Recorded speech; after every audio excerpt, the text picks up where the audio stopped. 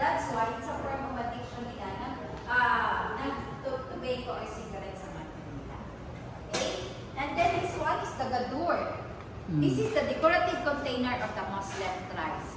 Kasi ma'am, isa sa mga tradisyon ng mga Muslim, pag inaasawa mo po yung mga babae, came from the royal family, you have to give something to the girl. Yung tinatawag nila dowry. So, yung dowry po nila, dito nakalagay yung dowry nila.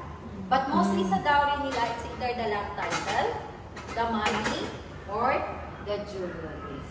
Kasi this is always present sa the royal family. Pero ngayon, high-tech na po tayo.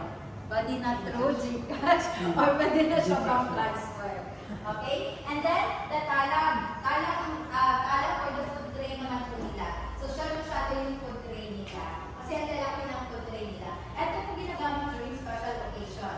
Like the wedding, Thanksgiving parties, or memory rituals. Lahat po dyan nakarestore yung mga pagkain nila. Kumbaga sa ating mga sa budol-budol pa rin po siya. Okay? And then, the sultanate chair used also during the wedding. And the barum and the scabbard, ginagamit nila for farming tools. And then the priest is a sword or a weapon. Okay? So on my right, this is the vase of Datu Mahakbabu. Sa Haftau Habang Mindanao. He is the defender of Davao who fought battle against Don Jose Oyangrin. Para hindi ko kayo malito this is the version of Magellan and Lapu-Lapu, Cebu. Kaya kung hindi nasali sa book of history ang Davao, kasi po Davao is the last unoccupied territory ng mga Spaniards. Diba na-discover ng mga Espanyol sa Cebu? That was March 16, 1521. Pero hindi po siya na-colonize ni Magellan kasi died by Lapu-Lapu. And the next expedition is Manila. That was 1570 by Miguel Lopez de Legazpi. So from 1570 to 1800s, 1800s na kasi napasok yung Davao.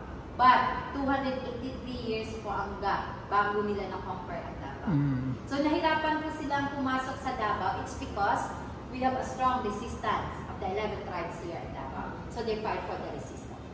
So si Datu Bagong natin, siya yung defender ng Davao who fought battle against Don Jose Oyangrin.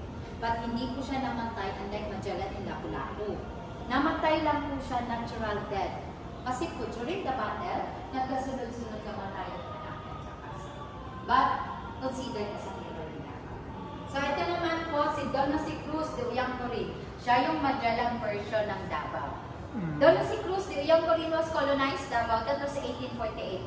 Alam niyo po ma'am, siya po nagdala ng Catholic faith dito sa Davao. And that's why po, 80% po dito yung Christians through the influence of the Spaniards natin. But before po na-name ang Davao as Davao, pinangalan po ni Don Jose Oyangcorin ang Davao sa pangalan niya sa Spain. Tinatawag po ang Davao before as New Vergara. New Vergara after his hometown in Spain. And the entire region of Davao, Davao was called as New Guipuzcoa after his home provinces of Spain. Pero alam niyo po ma'am kung saan po nanggaling yung word ng Davao. According to our local historian, the word Davao is a phonetic blending of words from three Bagogo subgroups. Those are the native people na different languages to name Davao. Sila yung mga Tagabawa, Jangan, and then the Ubu-Manobo tribes. Tagabawa before, they called the river Dabu. And then the Jangan, they pronounce it Duwaw. And then the Ubu-Manobo, they called it Dabu. So nalilito yung mga tao, bakit iba-iba rin yung way ng Davaoenos? So, kasi po, yung mga Tagabawa tribes, galing sa bundok, pagbaba nila sa Davao, they would say that they are going to Dabu. And another tribes, galing sa bundok, pagbaba nila dito sa Davao, they would say that they are going to Duwaw. Yung sinasabi nila po